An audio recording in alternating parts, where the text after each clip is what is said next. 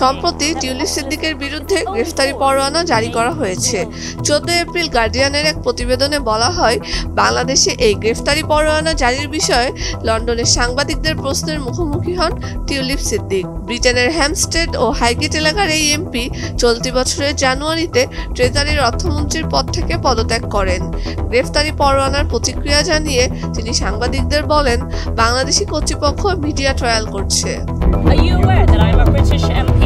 Tulip বলেন, আমার আইনজীবীরা সক্রিয়ভাবে বাংলাদেশি কর্তৃপক্ষের কাছে লিখেছিলেন, কিন্তু তারা কোনো উত্তর দেননি। তিনি আরও বলেন, আমি নিশ্চিত আপনারা বুঝবেন যে আমি এই রাজনৈতিক উদ্দেশ্য প্রণোদিত অপপ্রচারকে কোনো প্রকার গুরুত্ব দিতে বা কোনো মন্তব্য করতে পারি না। তিনি বলেন, এটি সম্পূর্ণ রাজনৈতিক উদ্দেশ্য প্রণোদিত অপপ্রচার। আমাকে হয়রানি করার চেষ্টা করা হচ্ছে। আমার বিরুদ্ধে কোনো অপরাধের প্রমাণ নেই।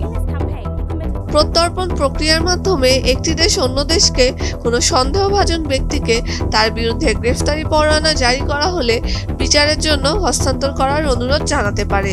যুক্তরাজ্য বাংলাদেশকে 2B প্রত্যর্পণ দেশের তালিকায় রেখেছে। এর অর্থ হলো, বিচারকেরা টিউলিপকে প্রত্যর্পণ করতে চাইলে সেই বিষয়ে সিদ্ধান্ত নেওয়ার আগে বাংলাদেশকে সুস্পষ্ট প্রমাণ উপস্থাপন করতে হবে। 13 এপ্রিল টিউলিপ সিদ্দিকের আইনজীবীরা বলেন, দুদক গত কয়েক মাসে গণমাধ্যমে এই এমপির বিরুদ্ধে বিভিন্ন অভিযোগ করেছে। টিউলিপ সিদ্দিকের আইনজীবী স্টিফেনসন হারুট বলেন, এই অভিযোগগুলো সম্পূর্ণ মিথ্যা এবং মিসেস সিদ্দিকের আইনজীবীরা লিখিতভাবে জবাব দিয়েছেন।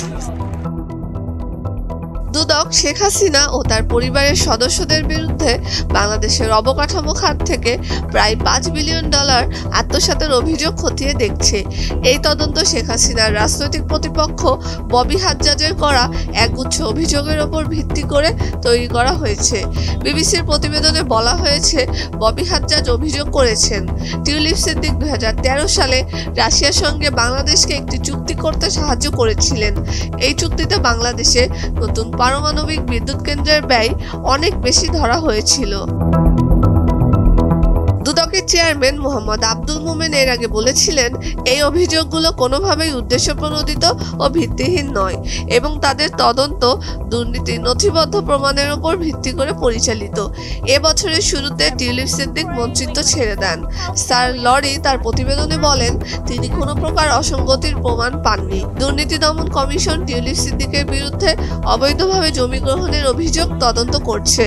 সর্বশেষ তার বিরুদ্ধে চলতি সপ্তাহে গ্রেফতারি পরোয়ানা জারি করা হয়। সুমায়া লামিশা, স্রোতস্বিনী, ভোরের কাগজ।